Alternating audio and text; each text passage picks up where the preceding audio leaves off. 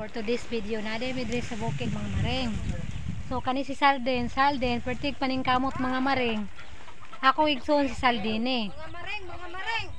Naning kamot ni siya o bulad o gumay kay nangayo ra ni sa ako igsoon mga maring kay wala na tao ni siya bugas tumuli ni usami sa mga maring. Pertig paning kamot og bulad taon tanaw mo ni mga maring yang gibulad o ta mo. Ipakita ta mo ha. Dara o isa ka sakong humay mo ni siya humay. Mo ni siya yang ipagaling og mga maring.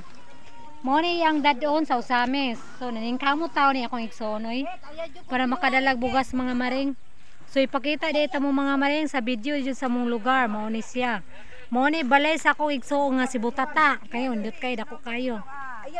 Kani siya akong mga igsoon. Way nasagol ani mga maring. Puro ni mga parente o nindot kayong view no. Kani mo ni. Mo ni nice kay view sa bukid. Mo gyud ni ba sa bukid ndot kay view. Oh, akong igsoon pirti nang yaw-yaw. Ambo sa yaw-yaw ani mga maring ipansin na. Kita mo ani. Oh. Naikuan mga maring oh. Mo ni akong tinanom diri ako na ni siyang kuanon.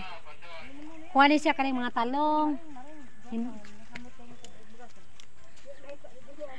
Nindot kay diri sa bukid mga maring, dagang kay mga preskong gulay.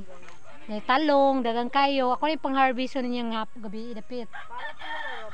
Oh, mo ni akong tanom diri mga maring. Nakita niyo ning mga kaning mga saging diri. Ako aning tinanom. Mo ni akong gisubay diri, mo ning uli ko diri sa mong bukid. So moro to mga maring.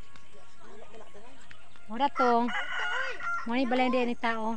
Nindot kay mga maring no, preskong hangin.